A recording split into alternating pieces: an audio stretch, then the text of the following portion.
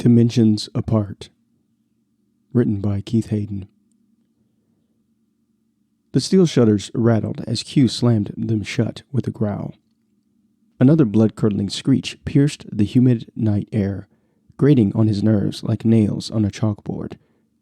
He winced, rubbing his temples. Only moments ago, his biggest problems had been keeping the succulents watered at the nursery and remembering to pick up Keahi's dry cleaning before heading home.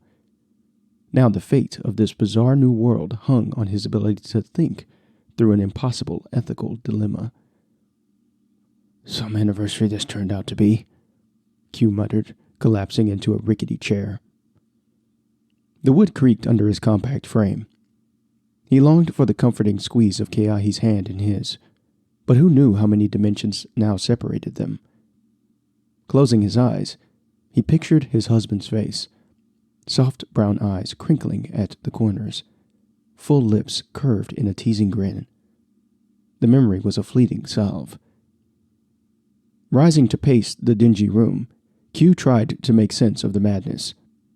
1 minute they were strolling along Taupo Bay at sunset, Keahi surprising him with a picnic to celebrate 5 years since their hand-fasting ceremony.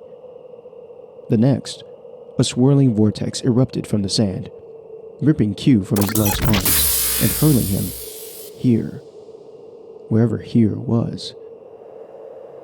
Fragments of frenzied screams and guttural chanting replayed in his mind. Villagers running in terror as rolling fog consumed their homes. Robed figures with eyes like glowing coals, their skeletal hands outstretched. And at the center of it all, a runaway mining cart, thundering down warped tracks, hurtling towards some unseen doom. The trolley problem from hell. Q shook his head, trying to dislodge the horrific images.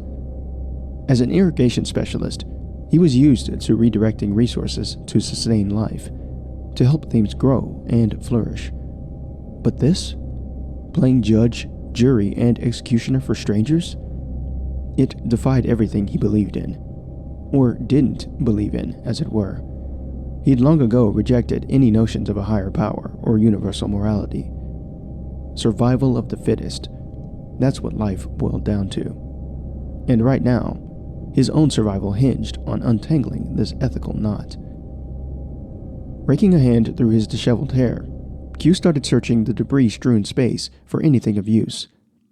Rusted farm equipment, cobweb-coated glass bottles, a moth-eaten grain sack.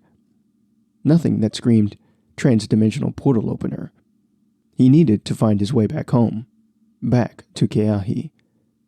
But that meant first finding a way to stop the trolley's deadly trajectory.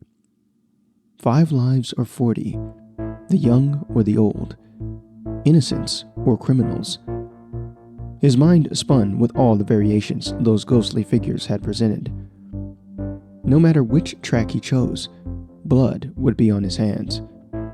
Unless, what if he could find another way? Outsmart the sadistic game itself. Q's eyes fell on a coil of frayed rope in the corner. He crossed to pick it up, testing its weight.